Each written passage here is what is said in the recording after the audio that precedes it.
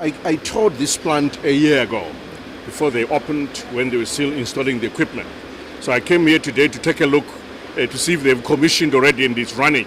You can see for yourself the factory is up and running, and I'm very impressed. The quality of technology just speaks to the depth of industrialization that's taking place in Zimbabwe. I'm seeing robot-controlled technology.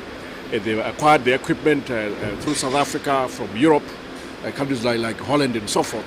But it's state-of-the-art equipment for this type of business.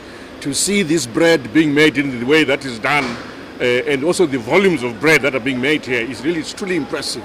And the plant supplies the entire southern region, which is Bulawayo, Mat North, Mat South, Midlands and Masingo provinces. So there's very good coverage.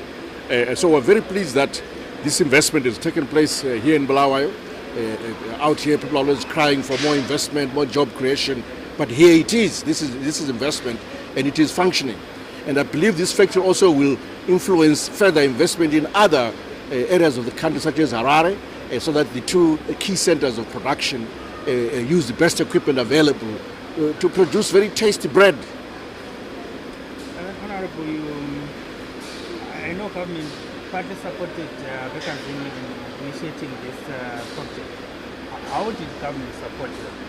Well, we supported them through our policies. Policies, for example, for duty-free importation of equipment through our rebate system for importation of equipment. That's how they were able to equip. Number two, we made sure that the resources were available through the auction system. So foreign currency was available, they were able to buy the equipment. But also as a new plant, they're also entitled to other tax breaks of sorts, which we believe in our view will go a long way to strengthening the business. But I'm also pleased that with the initial hike in the bread price at the beginning of the year, Bekazin was able to bring back the price to $1 per loaf. And I really appreciate that industry works well with government, and they should continue to do so. Okay. And then also maybe on the broader economic space, right now we are seeing the Zim dollar is continuously losing value. What measures is government putting in place to ensure that the value is restored? Oh, well, we are working on those measures. As I said, people should be patient. We'll release a monetary policy statement in the not so distant future, which will deal with the volatility and the weakness in the currency. So just be patient. We want to make sure that we do it right. We've undertaking some consultations with various stakeholders in industry, within government, with the international organizations, but also some currency experts that we've been consulting. So we want to make sure that we have all the knowledge and arsenal that is needed to produce a lasting solution to the volatility and weakness of the currency.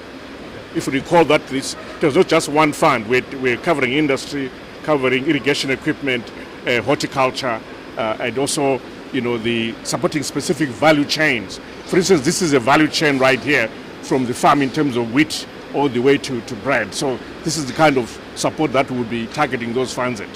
In the last 5 years especially, government has sought to climate-proof our agriculture. We've built dams across the country, at least one big dam per province. It's one of the reasons why we're now self-sufficient in wheat production, because it's an irrigated crop. It shows that our strategy of climate-proofing agriculture for wheat has worked.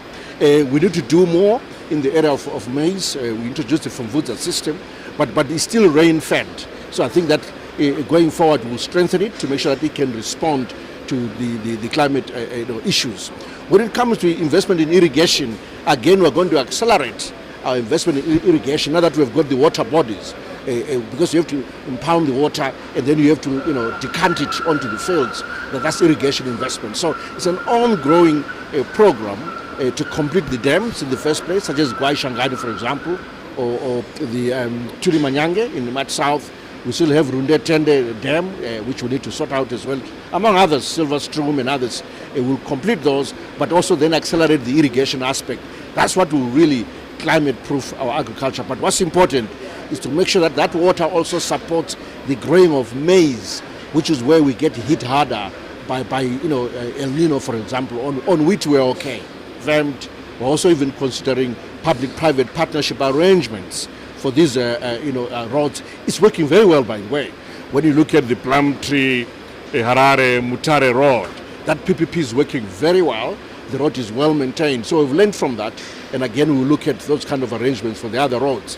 For Beitbridge, Harare, Masingo Harare Road, we've been using government funds, but also for Harare Chirundu is also government funds. Also we'll consider opportunities for what you call asset recycling, which is we could reconcession the roads, so someone takes the project over, they recoup their loans from the toll fees, and then whatever government then receives from that deal, we can use it to apply on the other minor roads. So we're looking at various options, but for this year, as you asked, is really the Bulawayo Vic Falls, Bulawayo Beitbridge, which is a critical road, and then the Harare Chirundu Road. Those are the two critical roads that we're focusing on. You raised an important point about the challenge of informalization in our market and people who, or businesses that are not paying taxes. So we've tried to use the route to market rules to deal with that, which is to require the formal businesses that are dealing with the informal businesses to require some registration, VAT registration, at least charge a flat withholding tax and so forth. So we're using the formal businesses to deal with the informal business. That has been one strategy. The other strategy has been for example, the IMTT tax, which again we believe has gone a long way in formalizing some of the businesses that were not paying their taxes, but also are aware of the challenges of businesses requiring cash payments. Then they escape the IMTT.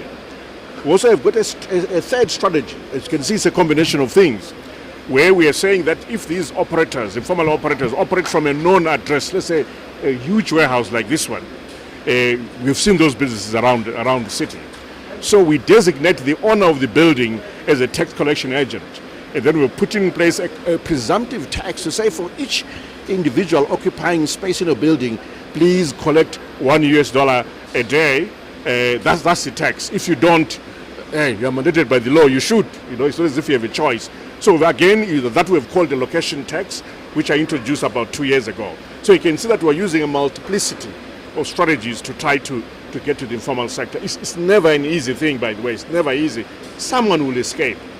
As government, we're not concerned about the person who's trying to survive and they're selling something around some corner. They're just trying to survive. I don't expect taxes from those individuals, frankly. We're looking at more serious, informalized businesses. That's what we should be focusing, and that's what we're trying to do as government.